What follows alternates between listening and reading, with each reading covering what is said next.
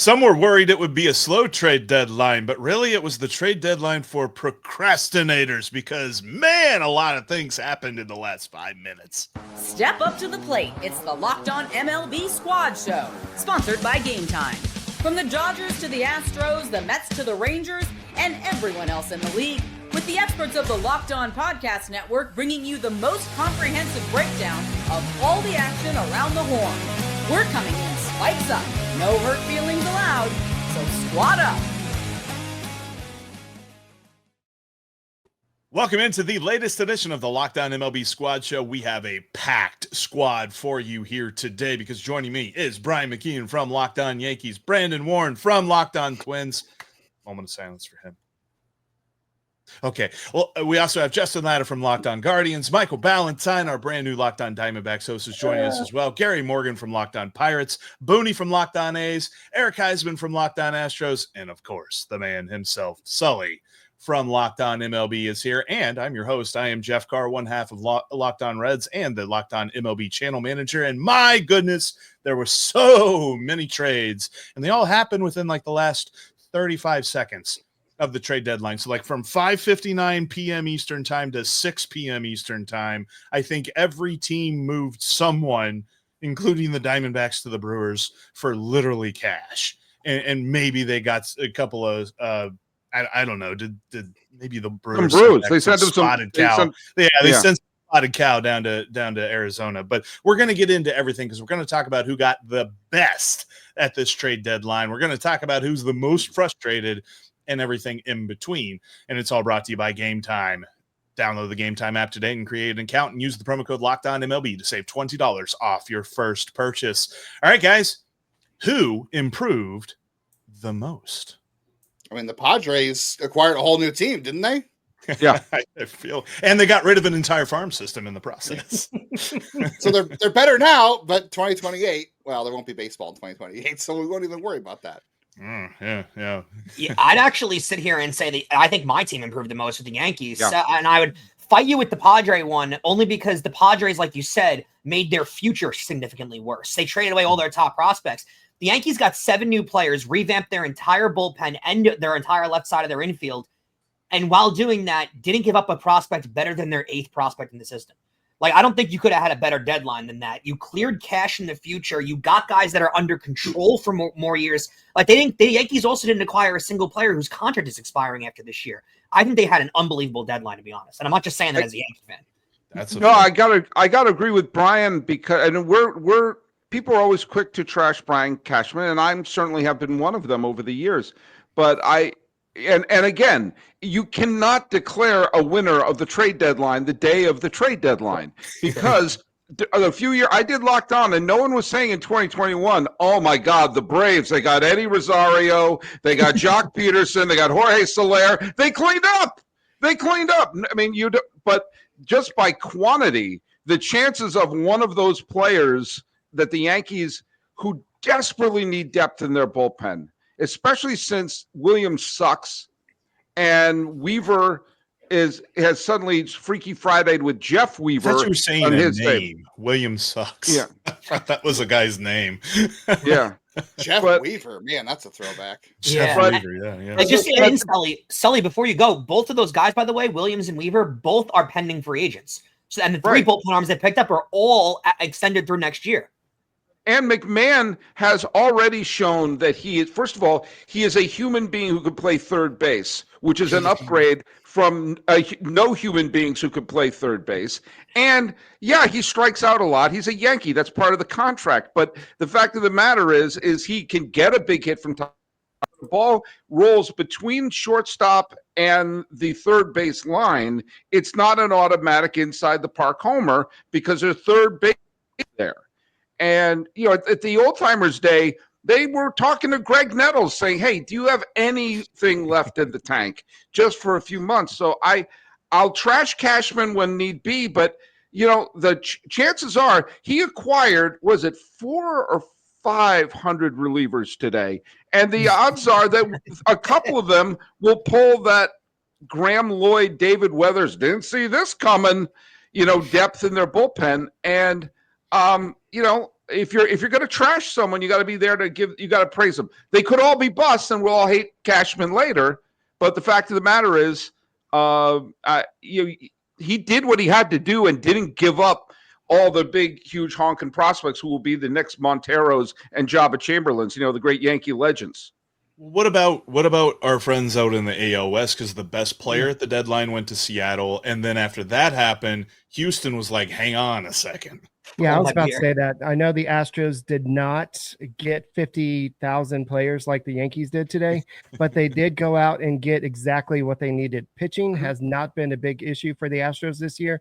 Bullpen has been one of the best. The Astros, despite having 18 players on IL at one point, they have the third best record in baseball with all the injuries, especially to Yordan Alvarez, Jeremy Pena, Jake Myers, to all these different players, half the rotation, actually more than that. So the Astros have been doing all this with what they had. The biggest weakness has been the offense all year long, and Dana Brown did all this, brought back Carlos Correa. We'll talk about what they did with the Twins. I still don't understand it. We'll talk about that in the second segment. But also they upgraded with Jesus Sanchez from the Marlins, and then brought in another Mauricio Dubon with the Ramon Urias as well. So they upgraded, they added some depth pieces, and I think this helps them get better because Jeremy Pena is coming back. You have Spencer Arrighetti, who's about to come back. Then you have Christian Javier almost coming back. So you have a lot of guys that are about to come back. So this team didn't need to go out and get a Dylan Cease. They tried, but they wanted the Padres wanted too much for Cease. AL West, they had to replenish their farm system. The year. It's true. Yeah. You know what I'd say too is what was very interesting about this deadline is you generally get the sense that teams are trying to get things done a little bit in advance. Sometimes it seems like they get it started maybe a week in advance or so. That didn't happen here. The teams that wound up trading early on wound up paying higher prices than the teams that waited longer. Yeah. The teams that waited longer paid significantly less for players than teams. And I take it back to not to go after the Mets as a Yankee fan, but the Mets, what they paid for Tyler Rogers out of the Giants was significantly more than what the Yankees paid for Duvall. Significantly more. And I would debate Duvall as the better pitcher. Okay. If you guys saw that, I don't understand how teams paid so much less the longer they waited. I'm sorry, Murray. I'll jump in for a second, Brian, because I'm in the Bay Area right now. And I don't know if you're hearing, there's the fireworks going on right now. And there's a giant parade because Doval was traded. There's a big rally going in the city because it's I haven't seen happiness like this since New Year's Day 2000. They hate, I've seen his main job on the Giants is to blow saves. So, but a change may do him good, as Elton John sang in Get Back Honky. Well, I'll trust Matt Blake with him, but I'm sorry. Anytime I have the ability to get a guy that with a 3 ERA that throws 147 miles an hour, I'll take him any day. It's actually 147 into the bay is what it is. But anyway, that's fine. It's fine. On paper, that trade looks pretty bad. And I'll say I was probably one of the highest people on Drew Gilbert out of the draft last year. I think on paper that's a more of a hot move than it is overall. I mean, Drew Gilbert's going to be fine. I think Blade Tidwell is going to be a reliever, but those guys were just pieces parts. And the Mets really did improve their bullpen, and they did it. They did it while avoiding trading Jonah Tong. They didn't trade Carson Benj. Their farm system is still intact. They had a farm system that's ready to attack. Like I think the Mets and the Padres are right up there improving their bullpen with the Yankees. The only thing on the Mets is you didn't go out and get a center fielder, and they needed one. Cedric Mullins. Well, I said a center fielder. Cedric Mullins has playing like a 700 OPS this year. He has not been effective at all. I know he's a name we all know, but he's one of the reasons that the Orioles have been playing so poorly this year. I don't know if that's as big of a move as they consider it. Eddie Rosario, Jorge Soler. Yeah. Well, speaking of not as good as you thought they were, let's talk about some frustrated teams. And I know that our friend Brandon has really been, he's been burying it all deep down. I mean, he's doing the Midwest thing, right? He's just taking it all in. He's burying it deep down. Something tells me he's going to let it all out here in just a minute.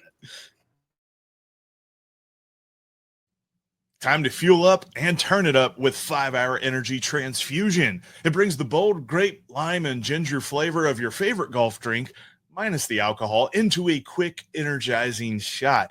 Whether you're sinking birdies or just making memories with friends, this one's a hole-in-one for your energy game. Let's be honest, some days on the course or off it, you just need that extra boost to stay sharp and energized. I mean, I was down in Kiowa a couple of weeks ago playing golf in the afternoon in South Carolina. Yeah, I was like 95 with 105% humidity, needed some energy. 5-Hour Energy absolutely came in clutch. If you go to 5hourenergy.com today, that's the number 5hourenergy.com, you can use the promo code LOCKEDONGolf to receive 20% off your order. This offer is only valid until September 30th on one order and cannot be used with other promotions. The code is not good on subscription orders. Whether you're meeting up with friends or trying to turn 18 holes into 36, those are some fun days too.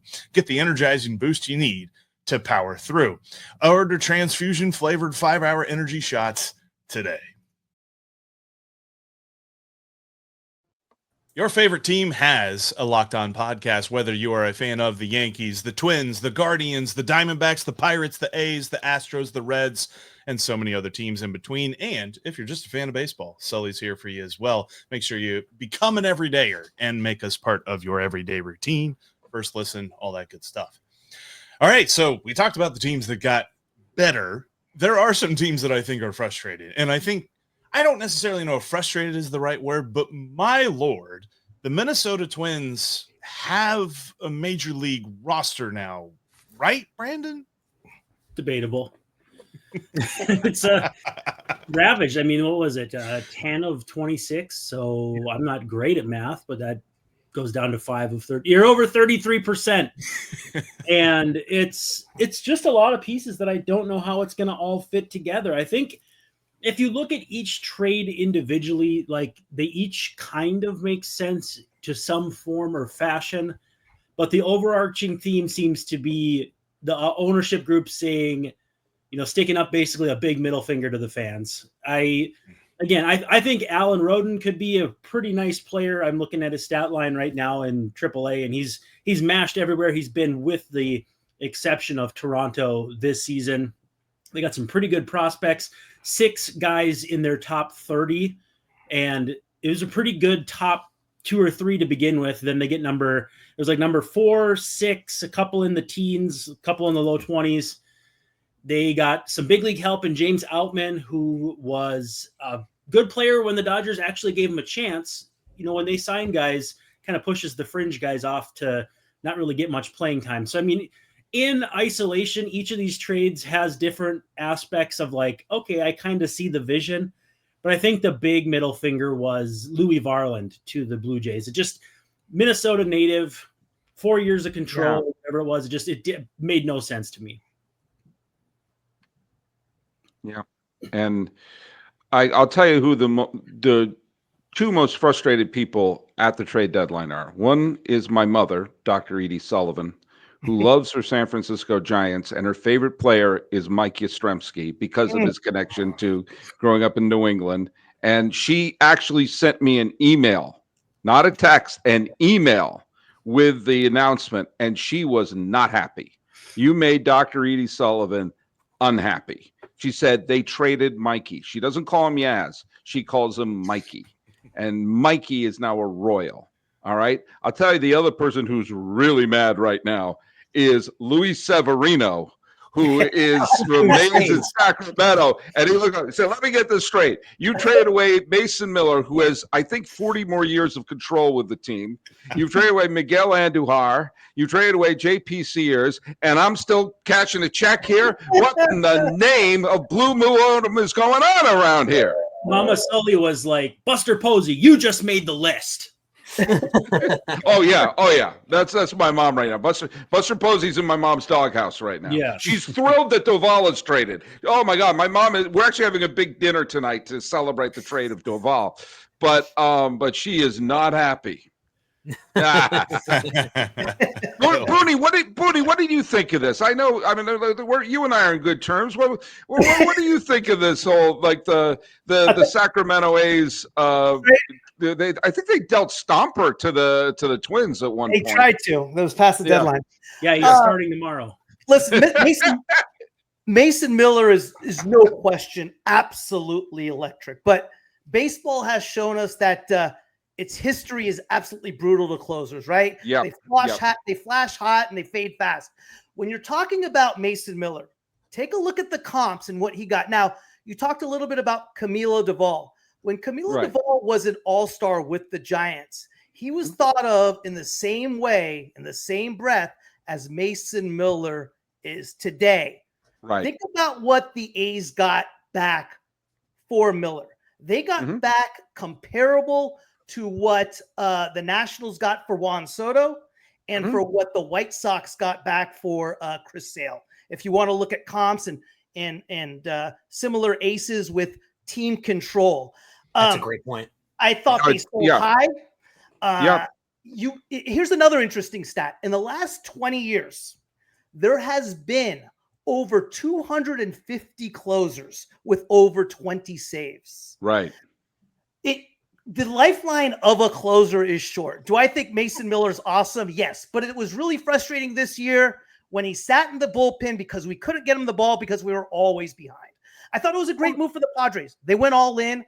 They put themselves probably in one of the best bullpens of all in baseball, probably the best, without a doubt. So I love the trade and who they got back. But with that being said, it is prospects. And with prospects, they are exactly that. I will say this, and this is, Booney, I agree with you. Mark the date and time. But I agree with you, Booney, that we're messing with Booney. We two of us, we actually agree on more than we disagree. If you take a look at like who the best who won the Rivera Award one year, and you go back 5 years prior, you see who the top five are. It is a rotation. There are very few people that they flame out pretty quickly. So you're right, and having a great closer for a team that isn't really good this year is like, I live in a trailer park, but I have a Maserati right in front of it. It's kind of like, I actually think the Mason Miller trade was actually a really good, smart deal. I'm just talking from Severino's point of view. You're kidding me? You know what? I thought the Reds really scored with Miguel Andujar. I think Miguel Andujar is really being overlooked. He's a hell of a right-handed bat. And JP Sears for the backside of that rotation for the Padres is a good starter as well. Well, I can speak to that too, because those guys are both former Yankees. And JP Sears comes over to you guys. I loved him coming up with the Yankees and wasn't able to actually make a difference with the Yankee Major League squad for the most part. Goes over to you guys in that trade. Andujar is the guy that Yankee fans completely missed out on. Should have won the 2018 Rookie of the Year. Barely missed out on that one. Had the rookie year too, where he's got over 50 doubles in the season. Miguel Andujar was an incredible player for the Yankees and a top tier prospect. If you remember back, the reason why the Yankees didn't get Garrett Cole from the Pittsburgh Pirates years ago is because they refused to include Miguel Andujar in that trade, and that might have been one of the crazier no trade calls the Yankees made, because they probably have a World Series by now if they get Cole that year. But I wanted to use that to actually transfer it over to Jeff, because one of the teams that actually liked the all-in kind of aspect they had to this deadline was the Reds, because I think the Reds made a lot more noise than people thought they were going to make. What did you think about? What does the fan base, I guess, think about their deadline? Well, those are two different answers, because I kind of liked what the Reds did. Most of the Reds fan base thinks that this was the cheap attempt to show that they can try, and that they did not make the right swings, and that there were rumors about them being in on a Eugenio Suarez. There were rumors about them being in on Ramon Laureano and different players that had better statistics and more grabby names. And because they did not get that, Reds fans are very mad, and they're feeling very vindicated because the Braves are currently up 10-3 against them on this night. So I am feeling like a dummy, because I touted the fact that they got Key Brian Hayes and his Gold Glove third baseman, and he committed a 2-run error in one of his first plays he makes as a Cincinnati Red. And so there's a lot of this that it's just like there's negativity surrounding how the Reds attacked this trade deadline, but I see through it. I'm with you on Miguel Andujar. I'm with you on Zach Littell as well. I love the flexibility that Zach Littell brings to the Reds pitching staff. He's a starter. He's a reliever. He moves Nick Martinez to the bullpen, albeit Nick Martinez now becomes like the most expensive relief pitcher in the league, because he accepted the qualifying offer and is making $21 million this year. But there's still a lot of solid moves here. And I think that they added probably 2 or 3 wins to what I thought was an 84 win team. So they've really got a shot to sneak on into that last wild card spot. if they can make things right. But that's where it's so funny to me, because when you're a small market ball club and you're used to how a small market ball club operates, you see these deadlines and you think, man, you're right there. Make a big swing. And so when your team doesn't, the fan base reacts poorly to it. And that's kind of what we're seeing right now in Cincinnati. It's strange to me, and I'm going to continue to get vitriol based on the fact that they're losing by a touchdown to the Braves tonight. 11-3 now, by the way. Yeah, and more than touchdown and 2-point conversion. For two. They went for two. They went for two. So yeah, it's not looking great tonight, but I think in the long run, these moves are going to pay off very nicely. Not all. I agree with you. I loved what they did. Gary, Ryan Hayes long term, bro. I was going to say, Gary, Pirate fans hate me. The A's fans hated me last week, but this week it's Pirates fans who hating me because I got on them for dealing Hayes. Not because I think Hayes is even as good as Charlie Hayes, but I'm saying it's been 10 years and we're still rebuilding. What's the plan here? That was basically the premise of what I was saying. What is the pulse for the lone team that has not made it to the championship series? As Jeff Carr is telling us, it's time to hear from our sponsors. And we'll get Gary's answer on the other side of this. Today's episode is brought to you by Gameday Hue, and so is this hat that I'm wearing. For Reds fans like myself, this one hits the mark. Gameday Hue makes clean, no logo gear with team-inspired colorways for every pro and college fan base. It's all about letting your colors speak for you, because no giant logos on Gameday Hue stuff, just smart, versatile style that works on game day, on the course, or anywhere in between. Quite frankly, I love wearing this game day hat. It's a Gameday Hue hat. It is so comfortable, very breathable, keeps my head cool, and keeps me looking stylish no matter where I'm going. Plus, got this awesome Gameday Hue golf glove. This thing even smells like a hole-in-one. Check out Gameday Hue today. Right now, you can get 15% off with your code MLB15 at GamedayHue.com. That's GamedayHue.com. The code even stacks on bundle deals, so now's the time to load up. Let your colors talk, because colors speak louder than words. That's GamedayHue.com and code MLB15. Got a wardrobe change in there because I love that Gameday Hue hat, but man, this Speedway Classic this Saturday is going to be popping, and I had to wear my Speedway Classic hat for this squad show. Anyway, thank you for checking out today's Locked On MLB Squad Show. Make sure that you listen to your favorite Locked On MLB show, because when you're in your feed, every single podcasting app out there, check us out today. All right, Gary, your thoughts? We've been in a state of confusion pretty much all season. Ever since they fired Derek Shelton and held on to Ben Cherington, we've had questions as to what exactly we're doing, who's in charge, who's making decisions. Is he a lame duck? Is he not?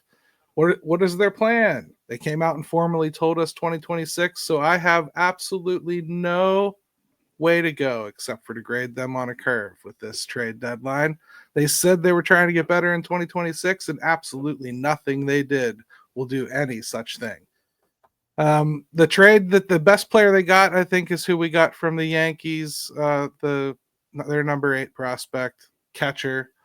So far, probably won't be by the time he gets here from everything I've seen. Flores, I'm thinking we're looking at a guy who's maybe going to be a DH on a team that's never going to have an opening at DH until they let Andrew McCutcheon retire. We are frustrated. I thought Brandon was going to be the most angry one here. Derek Shelton did a nice job on his trade deadline coverage on the SiriusXM app, though, today. He was talking with CJ Nitkowski, and he did a really nice job. So I obviously have some experience with him. He was the Twins bench coach when I used to cover games under Rocco Baldelli, but he might have a future in this media thing.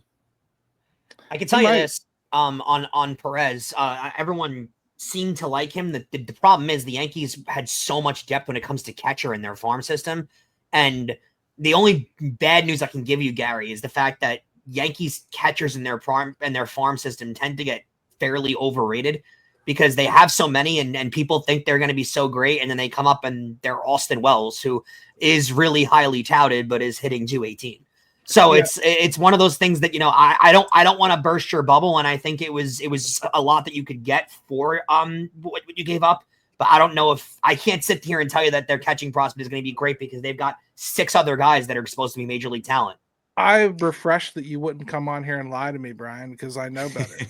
But I really appreciate those words and the kindness. I honestly want to tell you, I think you're getting David Bednar at the best he's looked since 2023. I mean, this is arguably the most dominant version of David Bednar I can remember. Even when I'm so happy. Doing well in 2023, he is unhittable right now. He's my favorite addition the Yankees made mainly because he's a husky fella who throws 100 miles an hour and drinks beer all day. Like, how could you not love a guy like that? This is David Wells as a reliever. I absolutely love it. David Wells averaged 88 in his fastball back in the day, and showed up to the ballpark with a couple beers already in the tank. And Bednar throws about 107. So legit though, we are confused. They kept rentals. They didn't trade all their rentals. Like, we still have Tommy Pham, who has been one of the hotter hitters in baseball the last month. I can't imagine somebody didn't want to give a bag of balls for him. So it was unbelievable. We still had him, and everything else they did looked like we're trying to shed salary. So to hold on to rentals when you're trying to shed salary doesn't make a lot of sense. And again, didn't Ben Cherington say he didn't think that they needed to make any moves? Like, they felt like they didn't have to make a trade, and it's like, what are you talking about, dude? Yeah, man. I'm trying to keep track of the lies, but it's difficult. I do chronicle them daily on this show I got on this network, but it's tough, man. Like, we honest to God, I think honestly we just don't know the direction we're rowing. We've been told 2026. Nothing they did addresses 2026. The closest thing they have to it is Cam Devaney, who they traded Adam Frazier for 2 weeks ago. He's 29 years old and hasn't debuted yet. Okay? Yeah, you're blocked by Bobby Witt, but you're blocked for other reasons if you're 29. Mm-hmm. Hey, Gary, Brandon, do you guys need a hug, man? Can we bring it in, Gary and Brandon? Boone, get in there too, man. Michael, get in there too. Michael, get in too, because your team's handing players off to Milwaukee right now. Yeah, Michael, can we get your opinion on that too? Because I don't. The Milwaukee thing is one thing, and then Suarez kind of gets dealt because he had to get dealt, right? It just felt like everyone was talking about Suarez getting dealt, so Diamondbacks said, "Yeah, you know what? I guess we have to." So they just traded him away too. What's your take on all this? Well, first of all, how's the mic doing? Is it better now or not? Yeah, you sound good. Okay, fantastic. I was just kind of hanging out over here because I'm the new guy, right? I've been doing this for a week, so I'm letting all the rest of you guys talk, and I certainly appreciate it. You're doing a great job. I think that the Arizona Diamondbacks did exactly what they had to do. They traded away a bunch of rental pieces, right? They traded away Naylor and Bridget and Kelly and Miller and Gino Suarez, and they got nine prospects back for them. 6 of them are starting pitchers and are either AAA or already had their debut in the major leagues. So 6 of the 9 prospects are close, unlike Pittsburgh. Sorry, Gary. And so they also were fiscally able to do that, and they were doing it smart as far as a business-wise goes, because they just saved $18 million on all of the trades that they made. The main one being the one that everybody wants to knock right now, which is we gave Jordan Montgomery and Shelby Miller to the Brewers and had them pay the majority of that salary. So they paid $3 million of that salary, by the way, and then we get a player to be named later on top of it. So they saved a lot of money. They traded to people that they were going to expire anyway, and they weren't going to get anything for. And the last thing I want to say is this, and I'll let you guys kind of go from there. They did keep Zach Gallen, and a lot of people are like, why'd you keep Zach Gallen for? Well, they can do a qualifying offer for Zach Gallen, and then once he either rejects it or takes it, wouldn't you, if you're Zach Gallen, you've got a 6.66 ERA, wouldn't you sign and take that qualifying offer and try to get yourself, a comeback year and then get another contract later on, 4 or 5 years for big money? So I honestly think the Diamondbacks did everything right. It's just sad because we're not going to make the playoffs, and we know it going in. Can I say that's a very mature response from a fan base who just kind of like, from a team that just kind of like waved the white flag on the season? That's a very Twins. He's new. He doesn't know you're supposed to be irrational and scream and everything like that. He hasn't been beaten up yet online. No, he's 100% right. He's 100% right. Yeah, the Diamondbacks do what they're supposed to do. Before we get out of here, Jeff, can we just address this? What on earth were the Cubs and Tigers doing? They're having fantastic years. the Cubs must have like lost cell phone service.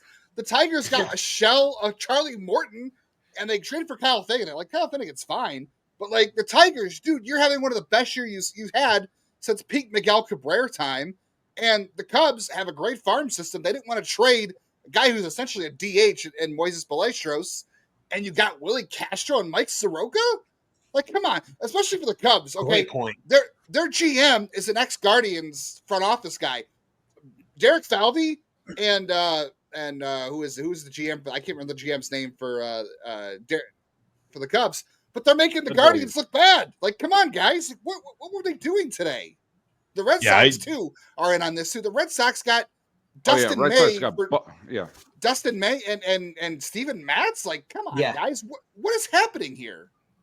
Yeah, I kind of feel like our friends Sam, Matt, Gabby, and Scott kind of stayed off because they're like just still seething because of what their teams did at this deadline. I mean, the Cubs are a short winning streak away from possibly being the best team in baseball. You have the Tigers, who have been at one point the best record in baseball. And then you have the Red Sox that it feels like they're on the cusp of making the American League wild card, because currently right now, if we all banded together and made a team, we probably can make that final wild card spot.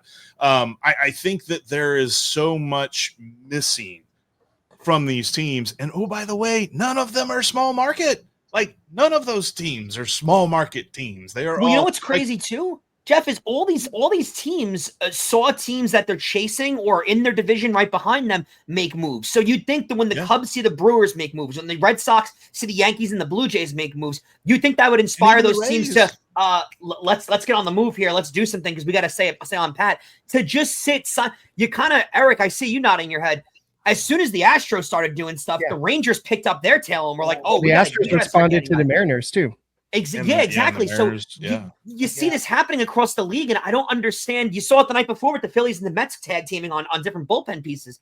I don't understand how, when teams in your division do stuff, how you just sit pat and go, you know what? No, we're fine. Everyone else got better, and we're behind them. We're good. The Angels even were buying, which I don't think they should be, but like, what's up with that? At least like they are the perpetual buyers. They always buy. No one can explain that one. Apparently, they have Angels in the outfield right now.